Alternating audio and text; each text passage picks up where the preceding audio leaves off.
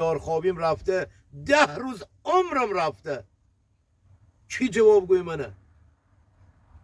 نیرو انتظامی الان یه ماشینی زنگ میزنه آقا جلو من رو پلیس رای فلان شهر گرفتن، 200 تا نیرو میریزه با 200 تا ماشین های مدل بالا مشکی شاسی بلند، راننده رو میگیرن میکننش تو صندوق میبرنش.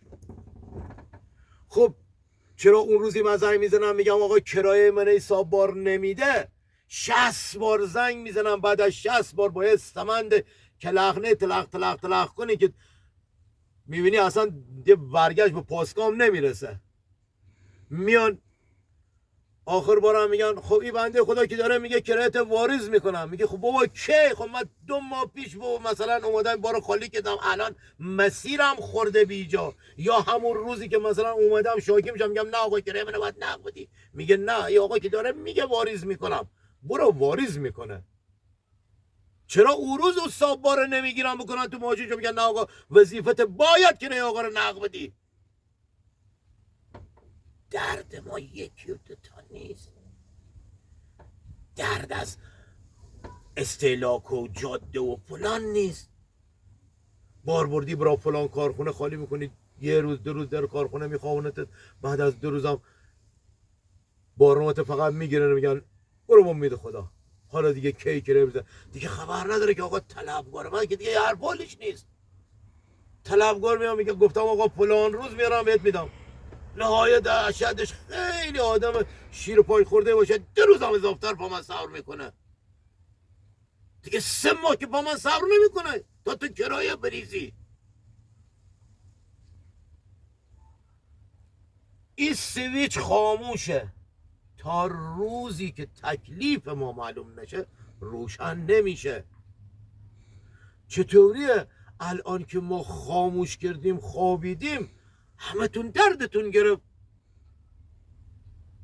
چرا اون روزی که کار میکردیم یه تاتون دردتون نمیگیره بگین آقا کرایه اینه به موقع بدیم، آقا اضافتر نخواستیم، انعام نخواستیم، همون کرایه‌مونه بهمون سر وقت بدین، بارمونه که خالی کردیم همون جوری که کمیسیونو نقد باربری تا کارتشون نکشه حتی بارنامه‌شو به من نمیده که من بخونم ببینم مشخصاتم درسته یا نه. بارنامه رو که زد اول کارت منو میگیره کمیسیونشو میکشه، بعد بارنامه رو با کارت به من میده میگه آی راننده چک کن این مشخصات درسته. پمپ بنزین که میرم گازوئیل بزنم آیا میتونم بگم آقای پمپچی من کرایه 3 مادیه میدنم بنویس اسم ما تو دفتر 3 مادیه میام پولت میدم، یا تعویض روغنی یا اویتا یا تیوپلسی همشون فرق نمیکنه، هیچ کدومشون قبول میکنن ما اونجا دفتر دارن ما بریم بنویسیم اسمونه تو دفترشون، شماره کارت ازشون بگیریم بگیم آقا واریز میکنیم براتون که باربری یا سابار شماره کارت از من میگیره. الان که دیگه همه چی اینترنتیه، همون لحظه شماره کارت دادیش همون لحظه باید بزنه با کارتت. حالا یه زمانی میگفتن آقا پول نقده الان پول تموم شده بریم فردا بیای، الان که دیگه همه چی اینترنتیه، همون لحظه که شماره کارت دادی همون لحظه تا تو کارخونه در نشدی باید پولت رو بزنه به حسابت. آقای شرکت سیرجان بار الان 1 سال و نیم کرایه مردم خورده و رفته، هیچ جوابگوی هم کسی نیسته. باربری فقط تنها کاری که کردن باربریش بستن، با باربریش هم واز باشه خورده و رفته، اصلا تو رو باربری نمیاد. چرا کسی جوابگو نیسته؟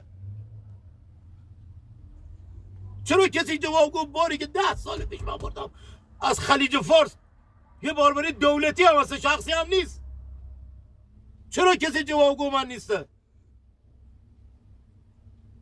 یه بار 15 سال پیش از بافق یز بردم را بندرعباس از باربری بهار، هنوز بارنامه‌اش هم دارم، کرایهش تونی 10,000 تومان بوده، 22 تن بار بردم به 210,000 تومان،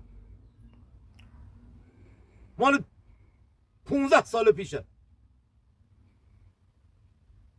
فقط بارنامه‌هاشون رو قاب کردم، عکس گرفتم، قابشون کردم، چیدم تو خونم رو تلویزیونم که نگاهشون بکنم همیشه یادم باشن.